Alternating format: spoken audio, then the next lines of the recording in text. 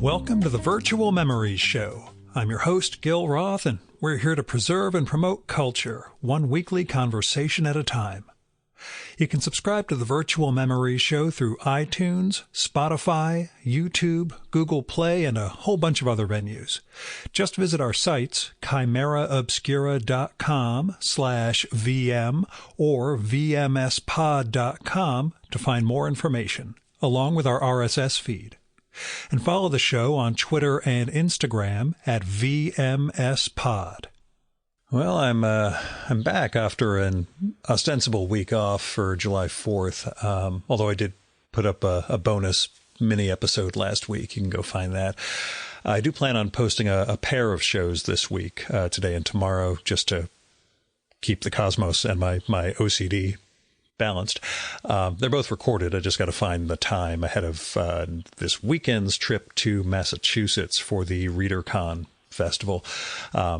This will be my first ReaderCon since 2019 for obvious reasons, and I'm looking forward to catching up with some friends. I say friends instead of pals because I'm trying, I guess. I do have plans to record follow-ups with Christopher Brown and Liz Hand, and I also have a session set up with a new guest, Lisa Morton. So stay tuned for that stuff. Although Liz and Lisa will probably be coming out in October because of their pub dates. But anyway, this is one of those teasers, I guess, 4 months in advance, or 3 months in advance. Sorry. But on the home front, I mentioned in last week's Substack email thing that my old man has had some health issues, and I've been taking him to some appointments to figure out and treat whatever's going on. That's ongoing, and it's been tough on him and weird for me, I guess. I mean, I've got half his genetic code, but I don't know which half. And there are things that, well, there's nature, nurture, environmental conditions, etc. when it comes to who ends up with what conditions. But the thing is, for all the time we're spending in cars and doctors' waiting rooms and such, we don't really talk during all this. It's really just small talk about the weather and my dog and Amy's photography and things like that. When he does say something, I'll say serious. It's usually usually not to be taken seriously. I guess I'll put it that way. There's not really that much runway left for us to talk about anything real. And I guess there never was, or I let it pass by. But anyway, I'll try to be more cheerful for the second episode this week, so check back for that. Meanwhile, let's get to the show. This week's guest, this week's show is a very circuitous conversation with the great cartoonist Eddie Campbell. And Eddie has a new graphic novel out from Top Shelf called The Second Fake Death of Eddie Campbell. And the second fake death is a COVID-era follow-up to Eddie's 2006 graphic, and Eddie's a cartoonist, graphic meta-autobiography, The Fate of the Artist, which is to say it's autobiography by way of asides, literary and comic pastiches, an abduction plot, and straightforward fragments of Eddie's life in suburban Chicago. And this new book features a bunch of different visual styles, including an ongoing gag of actual 1890s newspaper drawings repurposed as life in lockdown illustrations. And lockdown's significant. COVID weighs heavily over this book as Eddie and his wife, Audrey Niffenegger, and various real and imaginary figures deal with masking and social distancing and the inscrutability of faces and the monotony of lockdown. And even when we're, kind of taken on these fictional flights and exploring the possibility that Eddie is not Eddie and has been replaced by somebody else in the book. And he's not Eddie.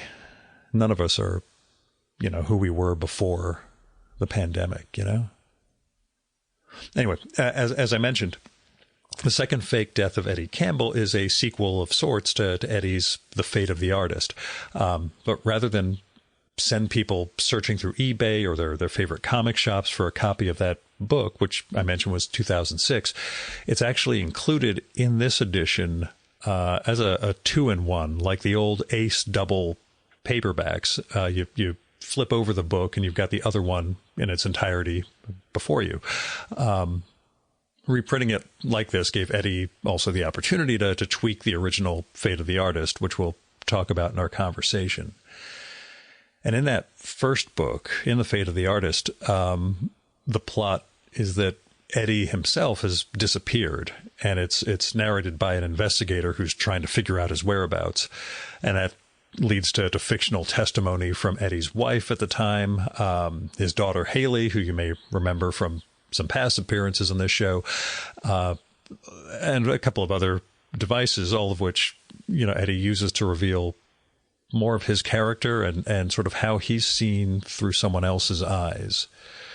And a lot of the autobiographical comics that he's been renowned for decades, he kind of transposes into The Fate of the Artist with a little bit different idea, that they're basically being reenacted by actors rather than simply a comic representation, which is a neat device. We talk about it a little here, but you really have to read The Fate of the Artist and the second fake death of Eddie Campbell to sort of get where he's going with autobiography this time around.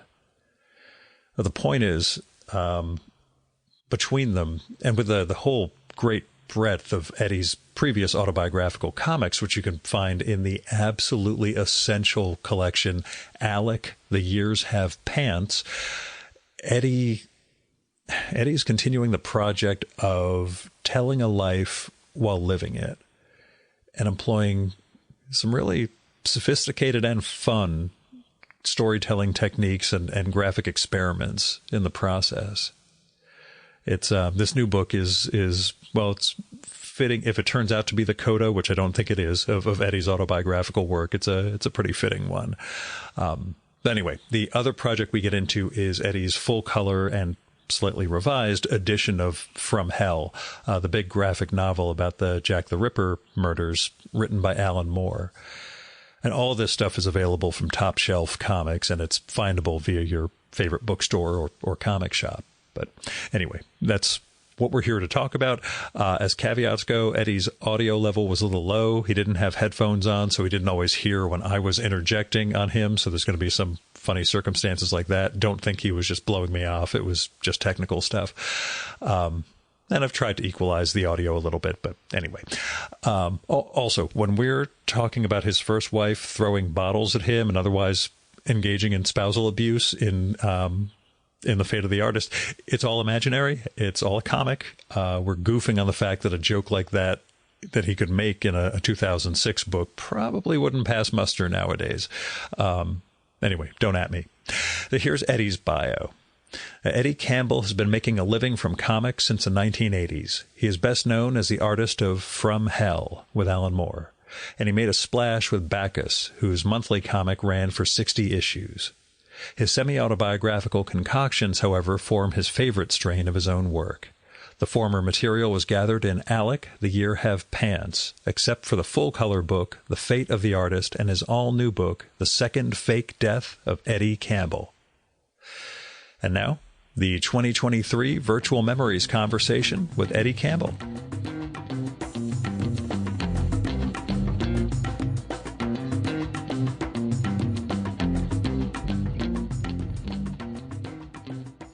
Where'd the second fake death of Eddie Campbell begin for you, outside of the sheer tedium of lockdown? It began, I suppose, when I got the rights back to The Fate of the Artist, which came out 17 years ago now. Which I have to tell you bothered me a lot when I picked up my hardcover of it. Like, when did this come? Oh my God, it was 2006. It really bothered me a lot there, Eddie. So I need reminders of how old I'm getting. That's not a good one. So anyway. That's what did I say? It was 17 years ago. That's usually long. It's, people are saying to me, "But I've already got Fate of the Artist." And they, yeah, I know. But it's 17 years ago. Um, so that had become. I got the rights back to do something with that again, and in thinking what to do with it, to just put it out there, or I thought, well, how about if I do a sequel? And once an idea is in your head, it starts to take to have a life of its own. And the sequel came about with a kind of a lock. A sequel's basically the same thing again. But it's a different book. It's you actually bring back one of your metafictional characters throughout, but when a publisher thinks they're getting a sequel, they think you're guaranteeing the same. Well, what I mean is, they think they're getting the same effect again. Is what I mean. They want the same effect as they got in the first place. That Barton Fink feeling. I said here at the beginning of the book, the humdrum round of life in the time of COVID-19 suggested to my lockdown befogged brain a sequel to The Fate of the Artist. The virus, you see, introduced a culture of masks and social distancing that brought its own brand of skullduggery. My pal Nat Metcalf tweeted an observation to the effect that wearing a mask in the street makes you look and feel like a dork. But on the other hand, nobody will know it's you. It's the perfect crime. The whole idea of us all going around in masks just suggested to me that all kinds of deviousness and malarkey is going on behind the mask, behind the beards and long hair. Which again we also share, but yes. I've watched yours from afar sprout over the last. It's. I realized last week it's been 3.5 years since I've had a haircut, and that's yes, me too. That's disturbing. Yeah, but except for the one or two that Audrey has given, as you chronicle in the book, she'll say, "Oh, for heaven's sake, come here." My wife puts up with it at this point. You and I at least have, the full head of hair thing that we can get away with. And I've got the Albrechter or cosplay contest I will someday enter. But, that's the particular look I've got going. But one of the funny things about the mask mentality for me, once I finally had to go back out in the world, because a huge amount of my life is spent at home, much like a cartoonist, not actually going out and interacting. And once I finally did at like trade shows and events, I really realized how much my mouth and lower face does the expressing for me, and how much I was able to not have to worry about. I did a lot more with my eyes and eyebrows to express things, but also, boy, I didn't really have to show interest. I could kind of fake it really well. Yeah. So you would enjoy there are sequences in the book where there are masks talking to masks, and the only thing that's changing is the eyes above the mask. As you've just said, this is the problem I was wrestling with. Not only did I have to use the eyes and eyebrows to do all the expressing, but all of the likenesses. I had to capture people's likenesses in the upper part of the face and in the part above the nose, which is a challenge. And what was it like for you in general, just getting back to comics after, you focused on prose with the Goat Getters, and you hadn't published full-length comics for quite a while. What was the... Well, yes. What was it like for you? I did the book with Audrey, of course. The Bizarre Romance. Bizarre Romance. But the last... Especially, I hadn't done an autobiographical book in 10 years. The last one being The Lovely Horrible Stuff. So yes, it was. In fact, it looks so. There's a whole different style has come about in the interim. I find in those 10 years, I finally figured out how to color on the computer. Yeah, which I'll When I also say, ask about, but yeah. but I don't, which I don't mean to say I couldn't color on it. I mean, I couldn't color on it in a way that I felt was successfully in my voice. Yeah.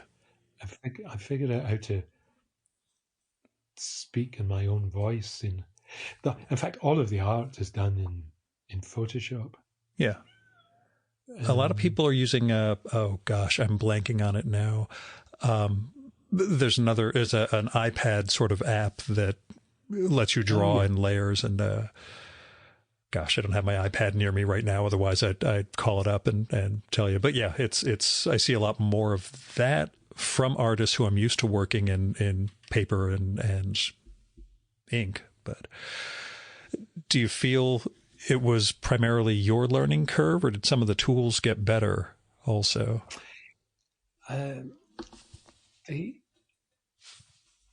The tools have certainly got better, but it just took me a long time to catch up. Yeah.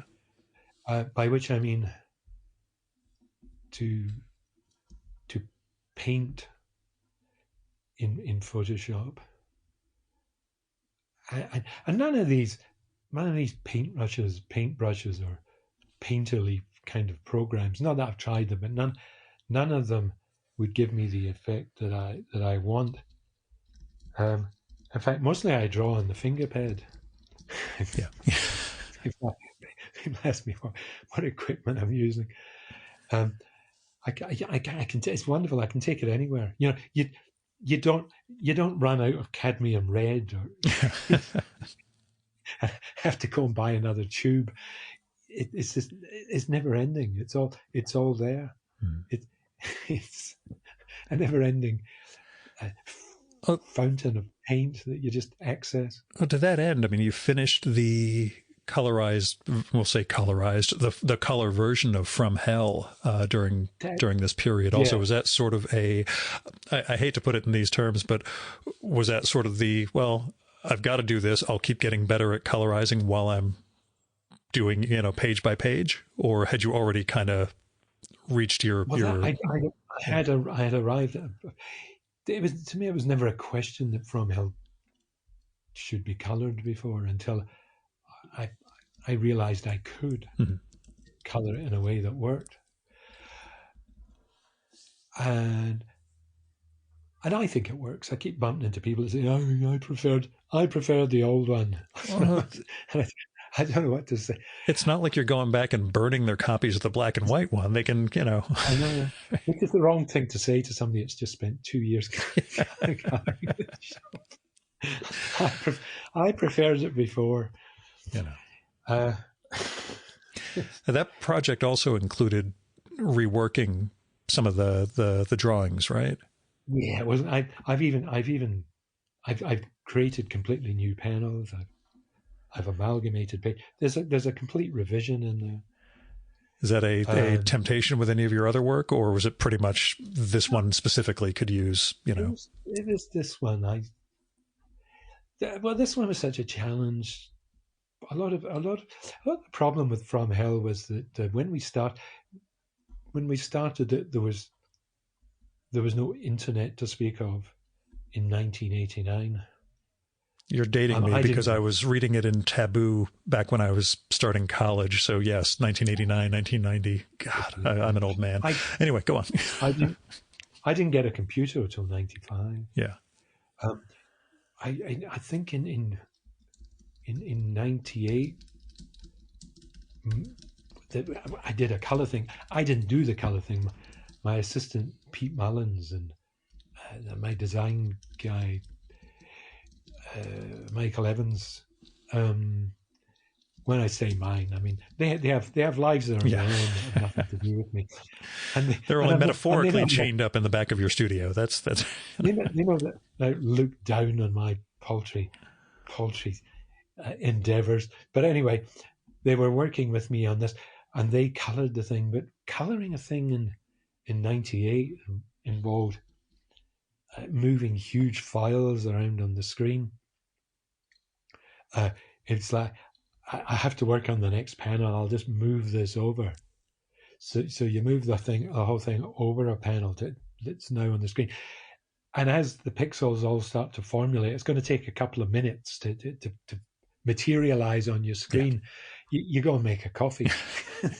You can hear the computer just grinding away, trying to process it as it moves over. Yeah. And I remember even like when I was doing the Goat Getters in 2014, getting the files from the Billy Ireland Museum, I'd have to leave the computer running overnight to get a 200 meg file. And if it broke down, I'd have to run it again the next night. Yeah. To get, when I say if it broke down, if there was a blip in the electrical supply or something. If the phone line or whatever the connection was glitched on you. Yeah. But now we can download 200 meg. We don't even have to go and make a coffee now. We can just do it in the background while we're doing our email in the foreground.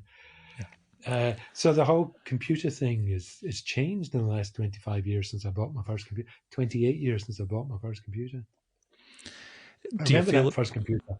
We had to go in the car and park behind the shop and load it all up. We had things sticking. I think I bought the stand to put it on, the kind of furniture. And we had things sticking out the window of the car. and then the next phase was you could actually get something you could carry home, and you'd have the taxi parked outside the front of the shop while you lugged it out. You and your assistant carrying the parts, lugged it all out. And now it's just this little MacBook Pro that I'm using. I just go and buy that and bring it home in my briefcase and have a coffee on the way home. Yeah. It's a recurring theme for you, but yeah. This is it. This is computers in the last 20 years. How do you feel it's affected your cartooning, though? So not only have I had to, as you said, not only have I had to learn how to adjust to learn all the techniques of using this thing, but the thing itself has improved in leaps and bounds in the 28 years since I bought my first one. Sorry, you were saying? How do you feel it affects your art or your storytelling? Are there things now that you're doing this much work on the computer that's different than when you were doing it in print or doing it on paper? One always the whole idea of art, I would say, is you have to render the picture. You have to make real the pictures that are in your head. Mm-hmm. You're seeing the pictures in your head, and you make them happen in real materials. And as those materials change and evolve, the pictures that you can conceive in your head also change and evolve.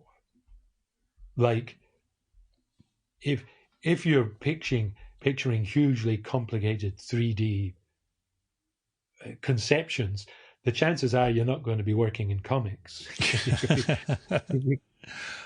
Yeah, so that the pictures in my head are in pen and 28 years ago are in black pen and ink. And as the possibilities evolve, the pictures, the possible pictures that you, and ideally the pictures in your head are slightly ahead of what is possible. You're picturing things that are going to challenge you. You're going to have to get on the phone and say to somebody, how can I do this? Or I never ever did a course in Photoshop or anything. I just learned it by looking over people's shoulders. Yeah. And figure out what stuff works, and that looks too complicated. I'll figure that out some other time. Yeah. It's like Audrey's assistant sometimes has to help me with a technical thing. If I get myself in trouble, I'll call on Audrey's assistant, Ken, who worked with us on the technical stuff on Bizarre Romance, and also the From Hell book. He worked on some of the design stuff on there. But he'll look at what I've got, what I've attempted myself, and he said, "You'll know don't you? There's a way of doing this." I've invented my own way of doing it, not knowing that there is in the book, there is a way, if there is such a thing as a book. But I think a lot of Photoshop got that way in the first place, just by people figuring out how to do it. Mm-hmm. The ways that are now accepted for doing it, somebody had to work that out. It didn't arrive in the first. Sure. Yeah. People either tried to reverse engineer something or tell them, hey, it would be great if it could also do this. Yeah. But again, that bigger question, though, does it change? I guess, as you're saying, it enables things that you weren't envisioning before. But I was going to say that every time I'm on the phone or I get together with my pal Landis Blair, I'll explain how I've done something. And he'll say, "Oh yeah," but then I'll say something else, and he said, "Wait a minute, what did you just say?" It'll be something he didn't know about, and vice versa. He's always telling me that this is how I do that, and I thought, that's a quicker way. So people, we get our heads together and figure out how to do it, because they didn't design Photoshop for making comics. I don't think. No, I think that's probably the last thing they wanted people doing with it. But yeah. Well, what did you have to sort of relearn? Not technically in Photoshop terms, but in storytelling, in the process of making this one. After again spending a couple of years in the process of making this one. Well, I tell you what, the whole storytelling. Let me just adjust my arse here. I'm sitting on the bed. The whole storytelling process of the fate of the artist, which is what I'm returning to here, with the sequel, was around about the same time Fate of the Artist came out.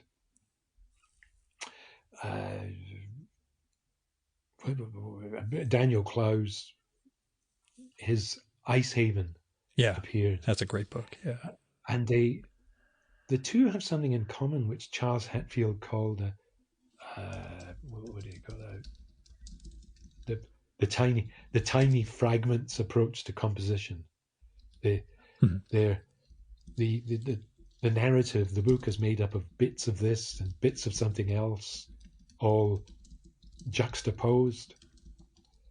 And I remember Daniel Clowes saying how he got the idea for the technique of this was that he was looking at the comic page on the newspaper comic page one day. Do people still do that? Do we many of us still look at the comics page? In the last 18 years, there'll be less of us doing that. But he was looking at the comic page, and he said it'd be funny if there was a mystery in Peanuts and it got solved in Dick Tracy. the Peanut. I mean, if the strips were kind of aware of each other's existence in ways subliminally aware of each other's existence, that and I thought that was a genius way of expressing what was going on here. So that in the Fate of the Artist, I've got this running comic strip through the thing called Honeybee, which is a mock early 20th century married couple comic strip with daily strips and Sunday color pages. But often the solution to something else in the book is resolved in there, and vice versa. There are other things going on in the book that got nothing to do with each other, but the question raised in one place is often answered in another, or repeated in another in a completely different way. Sure. For instance, I've got my 9-year-old son buying condoms in the conventional Eddie Campbell, what's going on in my house, what's going on in my house today kind of narrative. But in the Honeybee strip, the husband he's separated from his wife, and he's forgotten how to buy condoms. So so that the two parts reflect each other. He goes to buy a condom, and he's alarmed at how violent they all look. You know, Black Mambo and Strangler and they've all got these kung fu girls, Japanese kind of things going on in the labels, and he's shocked and horrified, and he goes back to the old fashioned shop to buy the comfy cozy, and I've no headache tonight, dear. he goes back to the comfortable condom. I've forgotten. I've forgotten. Yeah. Oh yes, the different parts of the book. Yeah. And,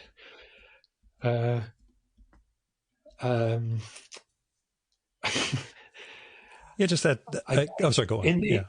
In the comic, I was so busy drawing that I gave him a couple of bucks to buy a condom and said, "There you go, son," without questioning what a 9-year-old wanted with a condom. He wanted to make a big water balloon just in case the listeners here are wondering what the hell is going on. Yeah. Your 9-year-old did not need a condom for conventional purposes. Yeah. Campbell was so busy drawing he forgot to ask what it was for. What it was for. When there's material and a story, you don't ask questions, you know? Yeah. Anyway, that's just the beginning. The whole anecdote goes on from there. Yeah. But that sense of taking what you did in Fate of the Artist and I don't want to say revisiting, but, you know, I guess the variation of it that occurs for the new book. Yeah. That's why the new book is called The Second Fake Death. Yeah. And I really wanted that as the title bit. Oh, I'll tell you how we ended. Oh, did your copy arrive, by the way? Now? Not the print one, but I've got the PDFs, so I've read them both. So sorry about that. No. But so when you see it's an old-fashioned. Do you remember the Ace Doubles? From the flip books where it's you know. Yes, you flip over it. Yeah. So, two novels on one, flip over for second novel. I was telling Audrey about this one day, and Audrey's nodding, and I said, she said, "Yes, I know. I've got some over there." Yeah.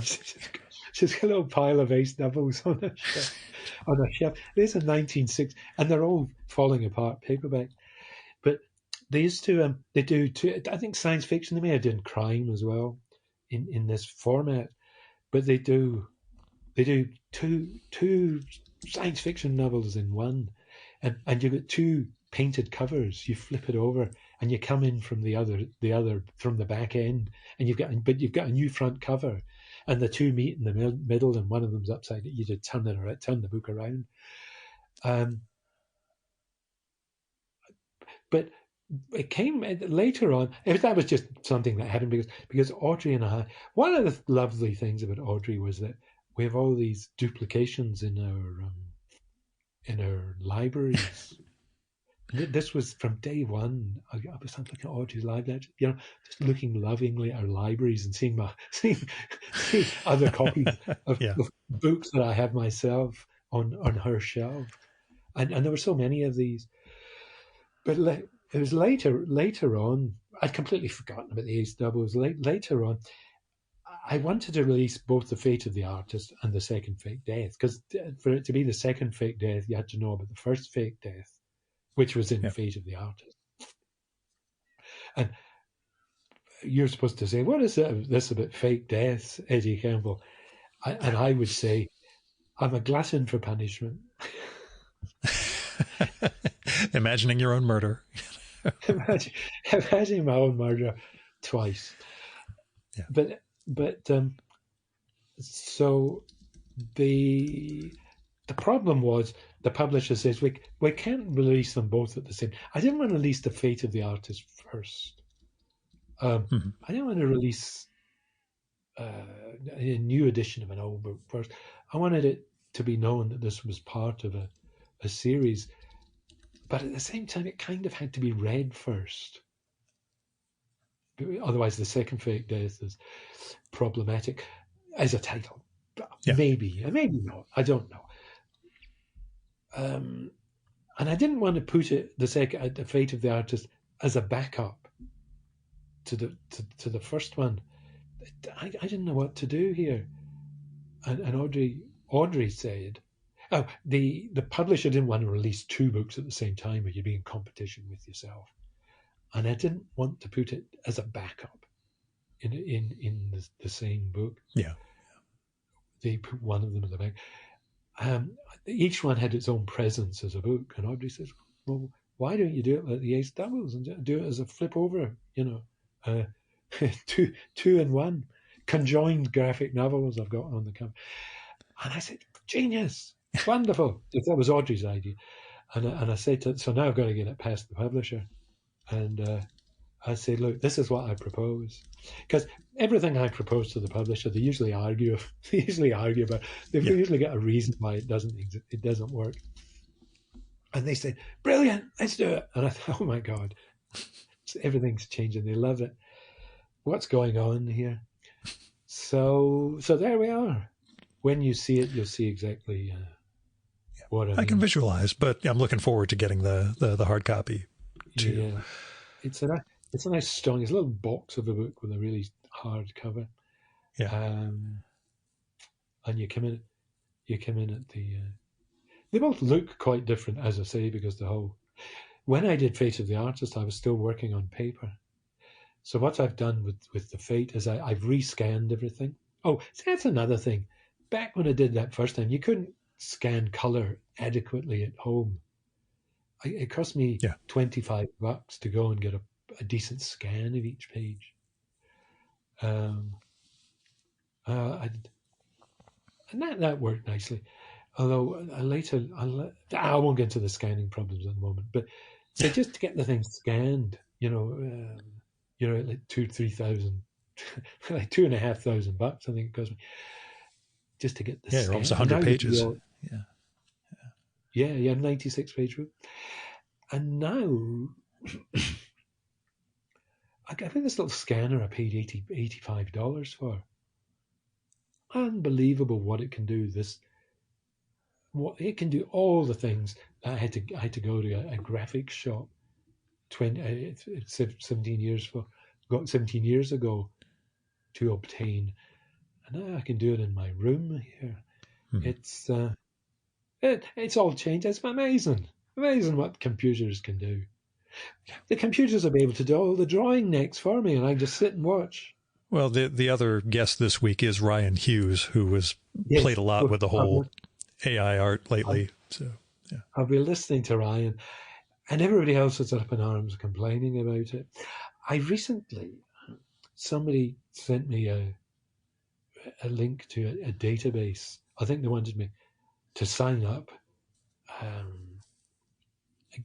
It was going to be a class action thing again. I don't know if they're officially. Oh yeah, if they've stolen your art, or if they've taught their lesson on your art. Yeah. And I suppose a lot of people do. I went and looked at myself at this database under Eddie Campbell. I'll find myself under Eddie Campbell, no doubt. And it gave examples of thievery of my art, and I thought, well, that doesn't look anything like Eddie Campbell. So I personally am not worried. I don't care. I change my art every week anyway, so that's true. And what I'm not selling my style. In fact, anybody that comes to me for a style, I don't know what they think they're going to get. I went from Hell, was turned into a movie. One of the magazines wanted a picture of Johnny Depp. Can you draw us a picture of Johnny Depp in your style? And I said, well, what do you mean in my style? They said, well, in the style of From Hell. I said, well, that's not my style, but okay, I get what you mean. It's From Hell is certainly not my style. It's not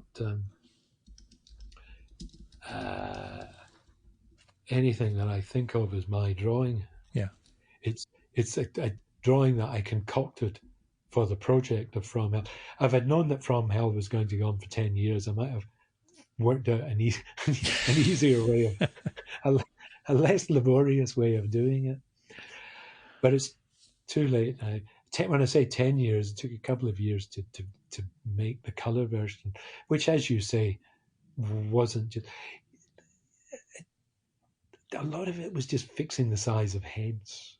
Yeah. I've changed the subject again. In From Hell, when I first drew From Hell, and I realized later it was because the heads have got hats on them. So people were out of proportion.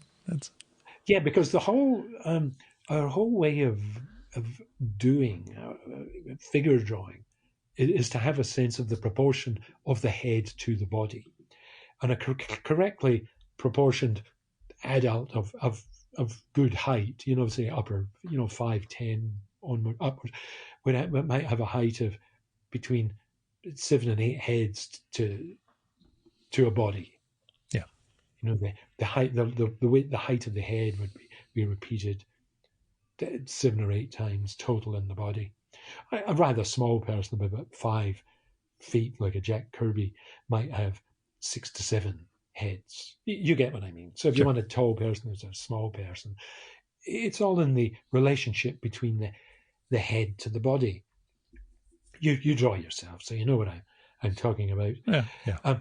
And I think my problem at the time was I was putting the hat on the head before I was I was thinking of as a measurement. So I was thinking of like 78 heads, but with the hat on, including the hat. Because the problem is that our generation don't think of the human being as having a hat, whereas 50, 60 years ago, probably longer now, 70 I think it ago, was Jack Kennedy was the point where hats stopped, but yeah. We're well over 60. 70 years ago, a man didn't leave the house without putting his hat on. And I get into a habit, because in Australia the sun is fierce, I get into a habit of wearing hats. I have 3 different hats. I've got a straw hat, I've got a black hat for when I wear my dark suit, and I've got a grey hat just for casual wear. And because in the sun, you don't walk around in Australia without a hat on. I personally think, it's death to wear and dark glasses. I've changed the subject. I've forgotten what the hell. Redrawing, revisiting work. I forget where we got to this one from, but But yeah, that's. I guess it's an overall sense of looking at your past work and seeing where you're going now. So and trying from anyway. Where was I? Fate of the Artist. I've got a book in front of me. I'll turn it over so I remember we were talking about the fate. The Fate of the Artist. When I drew the Fate of the Artist, I was drawing it as a 48-page book that I was going to publish myself in black and white, in greys. 40-page one-off. The way I did with The Birth Call and Snakes and Ladders, of which I have the title page original art over here on my wall that I bought from you many years ago. So. Oh, did you? Yeah. I've got it's over my drawing table now. I'll send you a picture later, but yeah. Wonderful. At least I hope it's the original. I hope you didn't scam me on this. But sorry, go on. No, that would be the original. When it came, I thought of rescanning from Hell at one point for doing this new book, and it said, I don't have the artwork, and Audrey said, well, maybe you could call back the artwork, get scans of it or something. I'd say, bloody impossible at this point. There's 600 pages. I don't have a single one of them, and I have no idea who has them at this point. I know I'm talking about From Hell. The 48 pages. Fate the Artist. But the opportunity came to sell it to First Second. They were a new upstart startup company upstart company, startup upstart. This was going to be their first book, but they wanted to put a spine on it, so it needed to be 96 pages. And I had to come up with another 48 pages. And I said, yeah, it's easily. Oh, and can you do them in colour? And the thing was already in halftone black and white.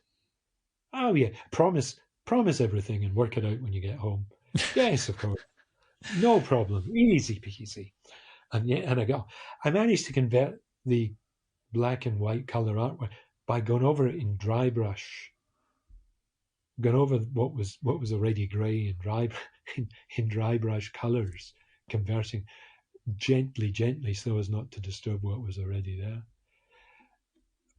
But then I had to come up with another 48 pages, and some of them are okay, but some of them don't. Some of them are just filler. Mm-hmm. So I thought, so when doing this edition, I thought, let's get rid of all this stuff that is just fill up stuff. I managed to throw out 10 pages, and I fill them with those 10 page, that spot with some fresh stuff. The empty nesters and several pages of portrait caricatures of great writers. Fill up the pages in the middle there. I honed the thing down to a much tighter book, which works better. It's a much tighter thing. Did you miss anything? There was nothing you missed. Well, I had the hardcover with me, and I was about to read that one instead of the PDF, but I opened the PDF and it mentioned this is a revised edition. I thought, well, I don't want to read the wrong one. I'll just go with the PDF. So I'll go compare the print one that I have from 2007. And the whole Haley Campbell interview, I think, came to. Does she still resent you, including her as a Fumetti character in the book, or not? No, that's water under the bridge. But I've rewritten her piece to make it more concise, and I've cut it down to 5 or 6 pages instead of 8. I think it was the original 9, 10, whatever it was. It's a much tighter thing. There was a page in there was Honeybee. There was a page where I felt rather ashamed of myself because it was picking on overweight people. Yeah. And I thought, this is shameful. I've become a much more responsible human being. The times have changed. In the times they are changing. There's things that, there's jokes I have seen in my writing that I'm like, I can't believe I said that. I better just own up to it, but not make this sort of joke in future. But so I threw that page out, and then I thought, but it's kind of a nice page. Why have I just changed the dialogue and picked on somebody else? So I thought I'll pick on Christianity. I thought that might be an easier subject. We'll see. Yeah. Again, if you get protested and people want to ban your book, you'll know you succeeded. So. It's the one where they're coming home from a family party, a family dinner party. Mm. And she said to him, so God's a big crayon scribble, advancing his way across the cosmos. Is that it? Is that right? Is that what you said in front of my God-fearing family? I laughed, but again, I'm a Jew, so I can get away with But originally, it was about obesity, and you said this in front of my sister. Anyway, I thought the joke was so good, and the joke didn't depend on the actual thing that they were arguing about. So the joke is the same. The joke being at the end, he said.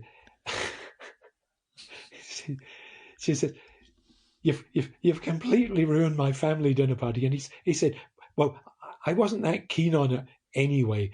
I only came to be polite." And she said, "Well, you failed." Yeah, domestic humor. It's there are certain aspects that don't change. Regardless of the specifics. So the joke works, even though I've changed, and it's an old-fashioned married couple family strip. Honeybee. But let me ask, and this is one of those weird philosophical questions, which I'm renowned for. From around this era onward, autobiography went in a metafictional direction for you.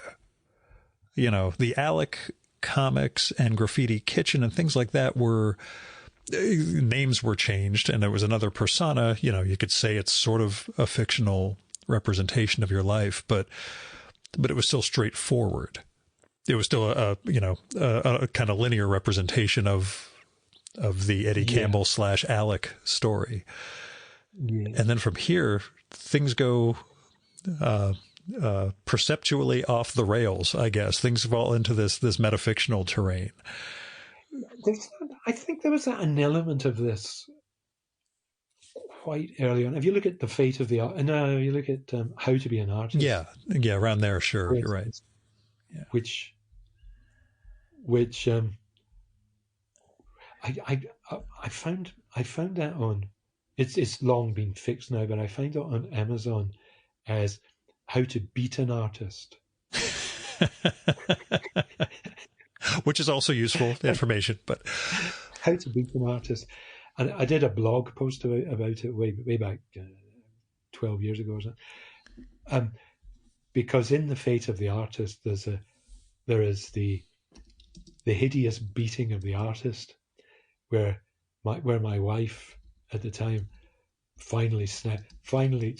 She got so angry with me that she hit me over the head with a tumbler, and there was blood streaming out my head. And I'm saying to her, at last, finally, you're not bottling it up. You finally got it up. Anyway, she drove me to the hospital to get stitches in my head while I'm saying, I'm so impressed you finally you're opening, you're finally here. Got it out of your system. So anyway, that's what How to Beat an Artist was all about. How to thoroughly beat an artist. But anyway, How to Beat an Artist is How to Be an Artist. It has got some of that metafictional stuff in it. So it's got some of it was actually pointed out to me, and I thought, I don't remember putting that in there. For instance, when I visited, this is in black and white. It's in the big Alec collection. When I first visited Alan Moore, his house was chaos, and the kids were running about. The kids were little kids at the time. They're now grown up. I'm trying to. Leah Moore is writing comics herself. But anyway, they were little kids at the time, and everything was running around mad. And the fireplace, the tiles at the foot of the fireplace, were all broken in pieces, and all over the carpet. And I thought, this is the life of Alan Moore, the genius.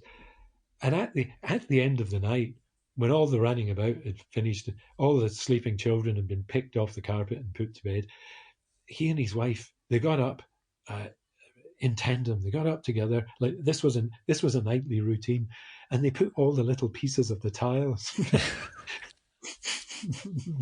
back on the tile, on the foot place of the fireplace.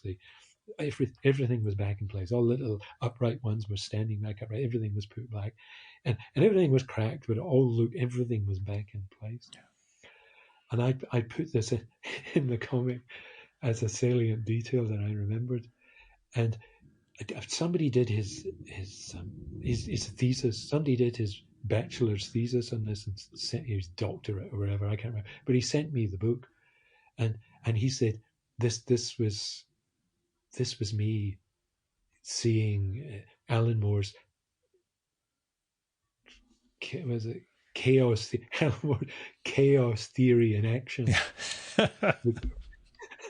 And I thought, that's good. I wish I thought of consciously, that. Yeah, but I wish I was aware that that's what it was. But anyway, so elsewhere in that book, I've drawn Al Columbia with a smiley button for a face because I didn't know what he looked like, and then when he self-effaces and has his meltdown, he scribbles out the smile. He scribbles out the smiley, but it's not an actual object. The scribble goes over the edges of the object. It's a metaphor. You know what I mean? Yeah. So I'd already ventured into this territory, but I did this thoroughly in The Fate of the Artist, where the plot of The Fate of the Artist is that I am missing. It's an autobiographical book in which the author is missing, which ties into that whole death of the author, Yeah. death of the author idea. And since it is theoretically being staged, my part is played by an actor named Richard Segrist, who makes a return in who makes a return in the new book, the Second Fake Death.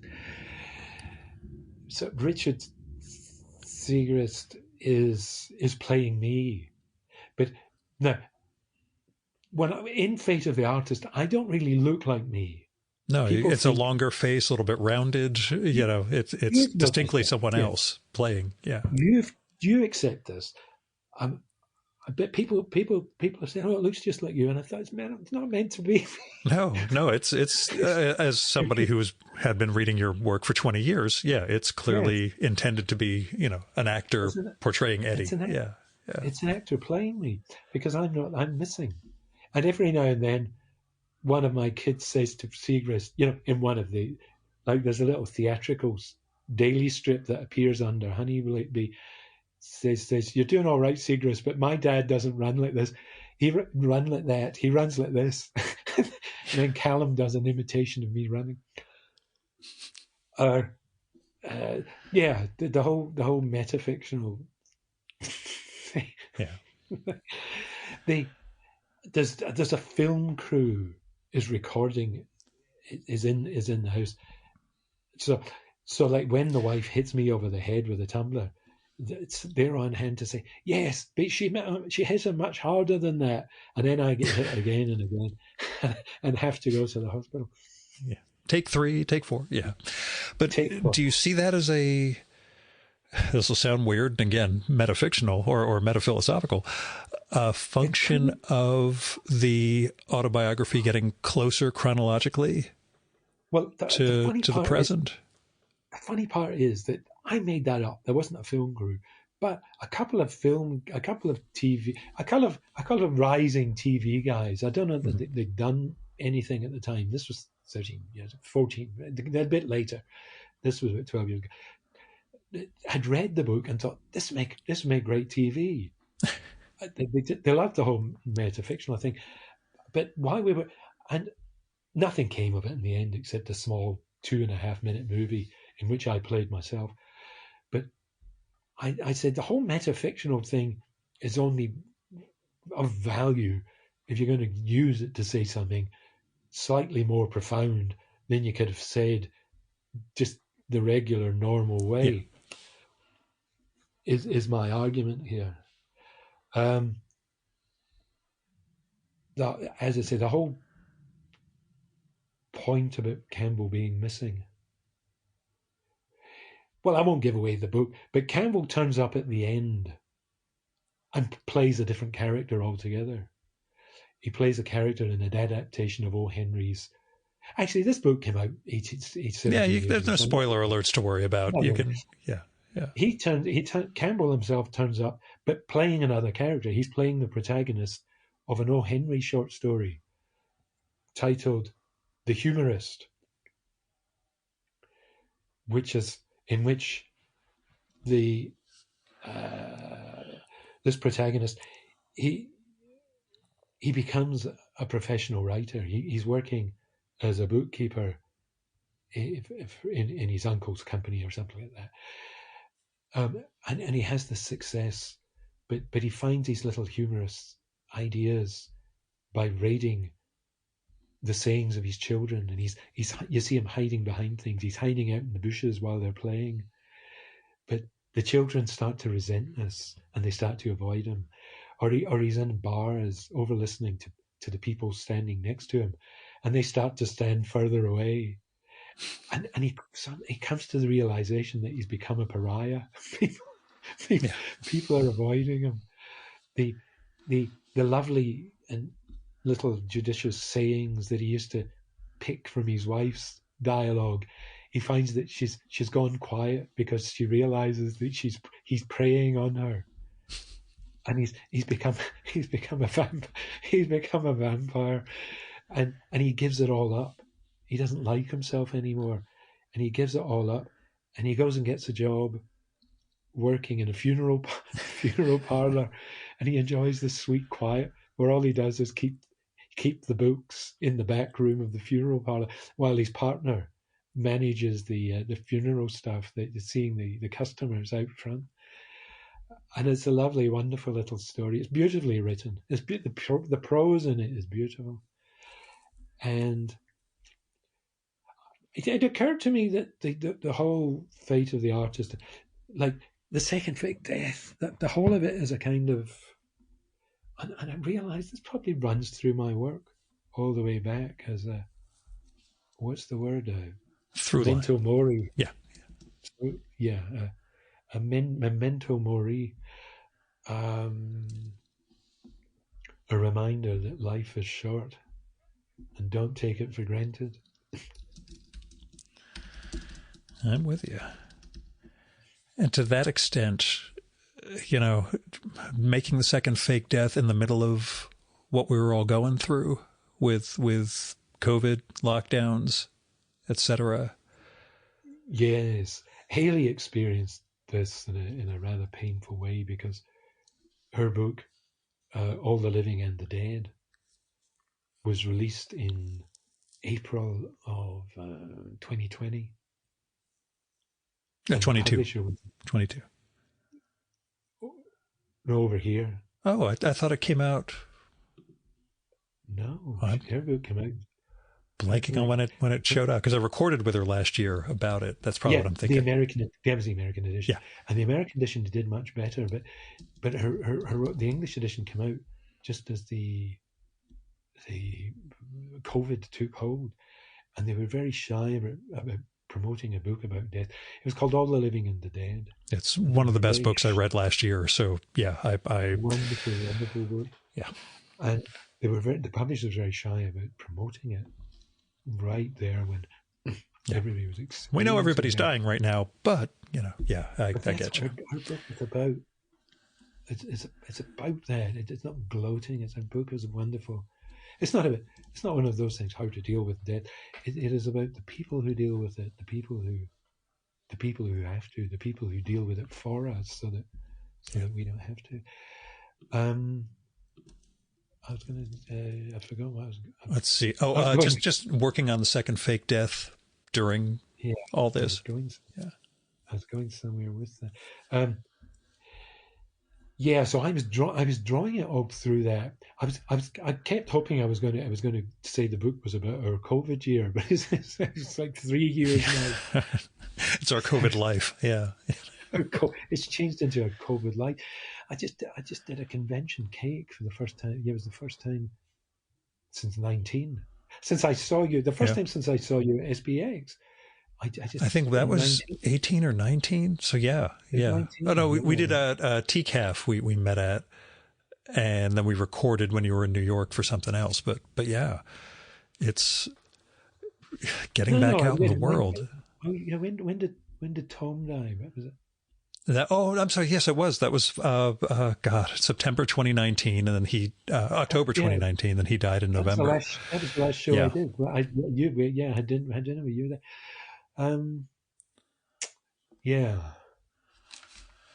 But how was it getting back out in the world? Oh, yeah, wearing a mask. How did you feel? You know, I saw the pictures you and Audrey posted on Instagram, but wearing the mask a bit longer.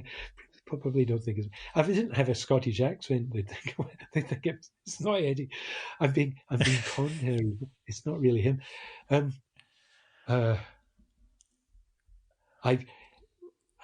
Speaking of which, I just had a medical incident the other day there. I had a fever and everything. I'm on antibiotics, or antibottoms as we call them in my family.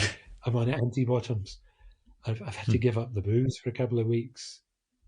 I'm And so sorry. my pal, my pal, my pal Landis, who has a place, and he's got a chapter he's my drinking buddy. In the new book, He's yeah. got a chapter in The Second Fake Death. He said everybody's going to think you're an imposter.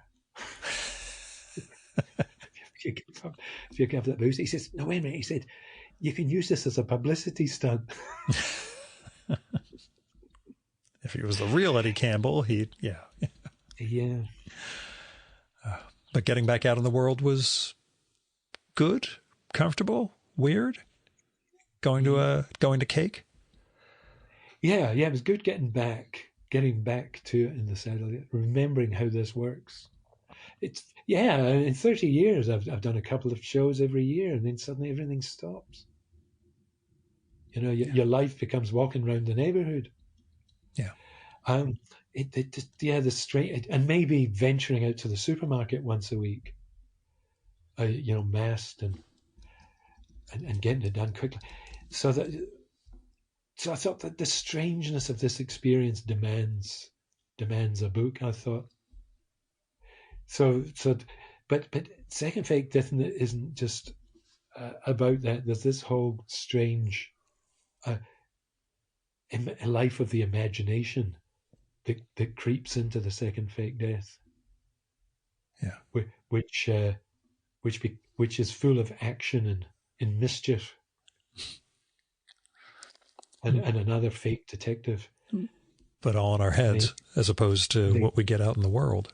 Yeah, another fake detective named Roy LeBoom, whom I've drawn in a kind of 1950s hard-boiled style. Yeah, with the crew cut and the only guy who actually is getting a haircut throughout lockdown. Yes.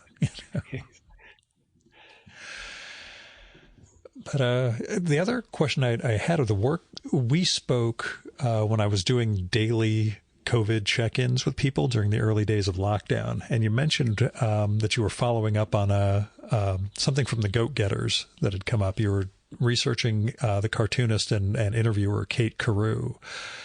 That project go somewhere, or is it still gestating? It's still working on that. Yeah. Because there are a lot of things we talked about at the beginning of lockdown that we thought we were going to get done, and I wasn't sure if this was, there's things I could say about that book, but I'll avoid offending anyone. Okay. No worries. Okay, we'll just say it's a project that's still ongoing. Until later. Oh, damn it. I wish I hadn't offended him. He's got to do this. I've got to be involved with him or whatever. Some strange arguments. But never mind. Okay. Someday we'll see it, but keep it to myself for now. But I guess the bigger question of this all is, how are you different than that guy I was out at dinner with in October of 2019? What's changed besides the hair and beards and all that stuff for us? What have you seen change in your own life/perceptions? Or do you see yourself as different on any significant level? I suppose I inevitably must. Do. Anything I say would be bound to be banal, I suppose. Which is fine. Even if it's something dumb like, I didn't realize how little I needed to see other human beings. That's still, a change. Or, as most cartoonists told me, not a lot's different. Even in the middle of all this stuff, they're like, yeah, I never really went out much anyway. Just kind of sat at my drawing table. So. Yes, if the rest of the world had to live like us, was what happened. Yeah, except they didn't get to make any comics out of it, Yeah.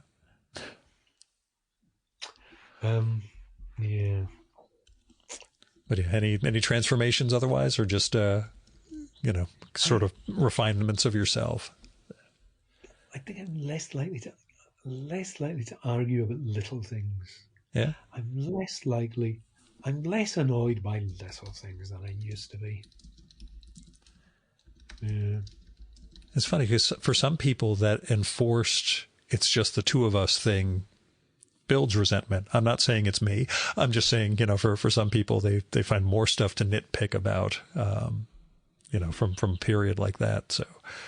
So I'm glad you saw the other direction and let stuff go. Really? Yeah. At least I've heard of relationships falling apart from 2020, 21, and it seems a lot of it was driven by spending that amount of time with this as the only other person I was seeing on a daily basis drove one of us or both of us insane. But again, for me, I started out insane, so it was no big deal. But more domestic violence, more people getting hit on the head with tumblers. But at least they're letting it out. They're letting it out at last. At least they're. Yeah, we shouldn't. I know it's a terrible joke. We're not joking. We're joking about it, in terms of you getting hit as a character in a book. But do you see yourself doing more autobiographical or more comics in general going forward? I'm working on a new one now. It hasn't got a name yet, but I'm working on another book, another autobiographical book. I've kind of opened a door here to doing it, because time's running out. Time's running out for me. That's something you think about a lot? I'm 68 next month. Yes. Yes, I think a lot. Yeah. I mean, I talked about it. I mentioned this to a guest yesterday. Seth brought this up in our first or second conversation about having to plot out the rest of his career, basically, with projects he wanted to do versus what he knew at a minimum, what the time would be like and what he could, Yeah. Well, he's much younger than me, so I don't know, 10 years. Yeah. I don't take on stuff. There's a time in life where you take on everything because you just gotta. Yeah, you're hustling. Yeah. You've just got to keep moving, keep every minute spent working. I turned down something yesterday, doing a cover for something. Not because I resent doing a drawing for something, but because to do it, I'd have to read everything up to date, and I don't have time for that. I don't have time. Yeah. It's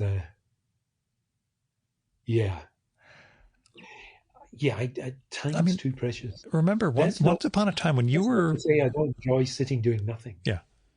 No, I mean, there is the time you need off to recharge, but time spent on projects that you're not invested in, I get it. I imagine Seth is still working all the time. I mean, he's the sort of guy who enjoys working. He's the sort of guy who enjoys sketching.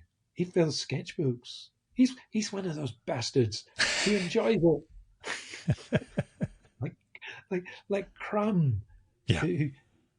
He's one of those he's probably one of those annoying people who sits at restaurant tables sketching on the napkins. Yeah. And making beautiful work. Yeah. Yeah. Who can't stop sketching. Yeah. But remember, once upon a time you were putting out a monthly self-published book. I mean, I know you were working with assistants and all that, but you were producing like 20 pages a month, and what I think was a fit of insanity on your part. But I'm just kidding. I wasn't producing the 20 pages. I was doing 20 pages, but not in the Bacchus. The Bacchus had lots of reprints in it. You had extra stuff, but there was a stretch you were doing new stuff, and it was a significant number of pages. Yeah. But I was doing From Hell and everything else at the same time. Yeah. I was doing a lot of. Every day I was working. And when I wasn't working, I was thinking about it. I was recently, it was in the last, when I was going back to England, so it was in the last, I've been in Chicago for 7 years. I was going back to England going. Was I coming out of England? Going in? I can't remember, but I was kind of stopped at the immigration desk, and they were looking at my passport, and they were saying, asking me what I was coming in for, and I thought, well, it's England. I'm an English passport. Can I come into England without having to say why I'm coming in? It was very strange. You don't know what they're looking at on the screen back there. They're looking at villain, where there's some villain that looks just like me. What was I coming in for? Were you working? I said, well, I wasn't working. No, I wasn't working. I said, I don't. You've got to lie about these things, because while I'm standing at the desk talking to them, I'm working. Yeah. In my head, I'm working on a story. At every minute of the day, I'm working, on a story. So, where are you working? I'm working just now while I'm talking to you. Trust me, this will all go into a comic. Yeah. But no, I'm working on something else entirely. Because one of my difficulty is actually being present in the moment when somebody's talking to you. My somewhere in my mind is working on a story. Somewhere somebody's talking to me about something important, and about locking the door or something, and you must hang the keys here so that I can get in or something. I said, oh, wait a minute, this is one of those things I've got to pay attention to. Hold on a minute, start again. I was working on a story for the second fake guest. Start again. Let me note this in my head. Yeah. So yeah. So constantly. There's always a story going on. I get you. Always something going on yet. So I guess last question, which will sound a little, it's something I should have warned you about was coming. But what are you reading? Either comics or prose? I thought we've only been going last question, we're only on half an hour. Have we been going a whole hour? 70 minutes. Oh. Yeah.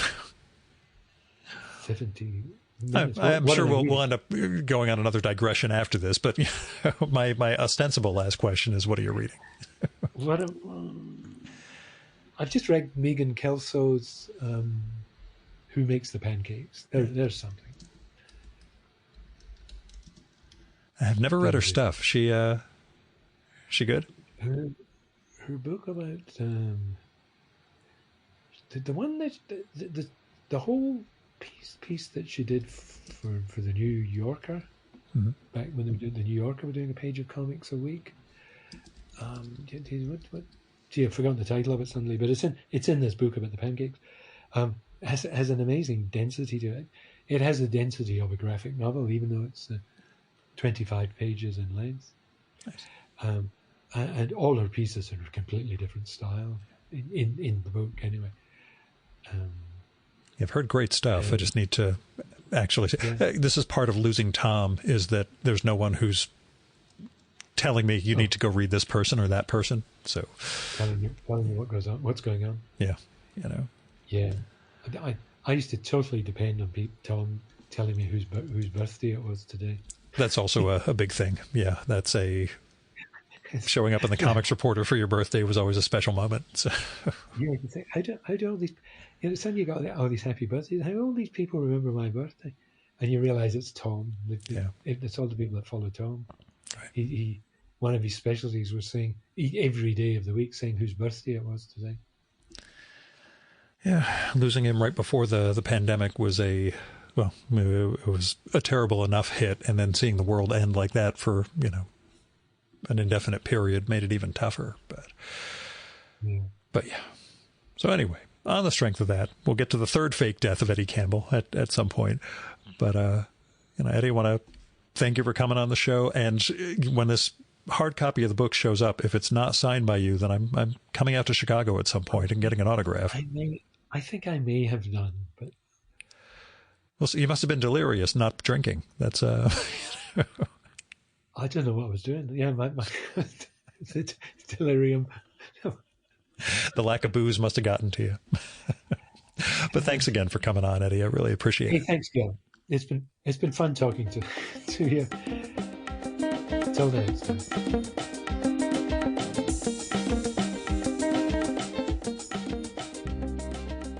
And that was Eddie Campbell. His new book, The Second Fake Death of Eddie Campbell, along with The Fate of the Artist, is out now from Top Shelf Productions. As mentioned, it is a flip book with a revised version of The Fate of the Artist, so you're getting 2 for 1 with this one. But The Second Fake Death really is an engaging and entertaining story of life during lockdown and how our identities shift the more we look at ourselves and the more we only see, each other's masks. Now, Eddie's website is a little out of date, but it is eddiecampbelldammit.com, all one word. Dammit is DAMMIT. He's on Twitter as eCampbellDammit, although he doesn't post much there, and I'll have links to all this in the show and episode notes for this one. Now, you can support the Virtual Memories Show by telling other people about it. Let them know there is this podcast that comes out every week, generally, with really fascinating conversations with writers, artists, cartoonists, and other cultural figures. You can also help out the show by telling me what you like and don't like about it, and who you'd like to hear me record with, or what movie or TV show or book or comic or piece of music or art exhibition or piece of theater you think I should turn listeners on to. You can do that by email, DMing me through whatever social media app we might be connected on, sending me a postcard or a letter. My address is in the end of the Substack I send out every week. Or you can leave a message on my Google Voice number, which is 973-869-9659. That goes directly to voicemail, so you don't have to worry about getting stuck in an awkward conversation with me. And messages can be up to 3 minutes long. So if you go longer than that, it'll cut you off. Just call back and leave another message. And let me know if it would be okay to include your message in an upcoming episode of the show. You might have something interesting to share with listeners, but I would never put something like that in an episode without the speaker's approval or permission. So let me know. Now, if you got money to spare, don't give it to me. I mean, subscribe to my Substack, and, if you want to pay $50 a year for that and support the show that way, that's cool. But really, I work pretty hard at my day job. I make good money for that, and my expenses for the podcast are kind of minimal nowadays anyway. But if you want to help people or other people out there, go through GoFundMe, Patreon, Kickstarter, Indiegogo.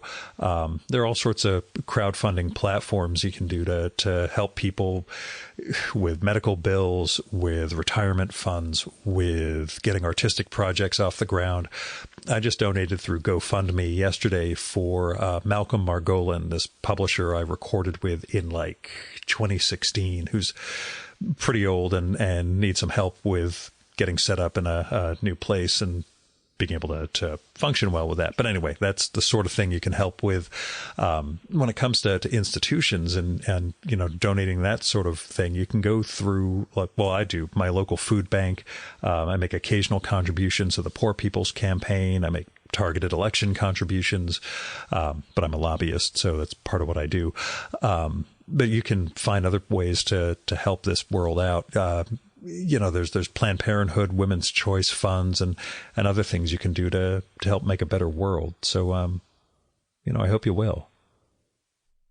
Our music for this episode is Fella by Hal Mayforth, used with permission from the artist. You should visit my archives to check out my episode with Hal from the summer of 2018 and learn more about his art and painting. And you can listen to his music at soundcloud.com/Mayforth. And that's MAY4TH. And that's it for this week's episode of the Virtual Memories Show. Thanks so much for listening. We'll be back next week with another great conversation. You can subscribe to the Virtual Memories Show and download past episodes at the iTunes Store. You can also find all our episodes and get on our email list at either of our websites, vmspod.com or chimeraobscura.com/VM. You can also follow the Virtual Memories Show on Twitter and Instagram at vmspod, at virtualmemoriespodcast.tumblr.com, and on YouTube, Spotify, and TuneIn.com by searching for Virtual Memories Show. And if you like this podcast, please tell your pals, talk it up on social media, and go to iTunes, look up the Virtual Memories Show, and leave a rating and maybe a review for us. It all goes to helping us build a bigger audience. You've been listening to the Virtual Memories Show. I'm your host, Gil Roth. Keep reading, keep making art, and keep the conversation going.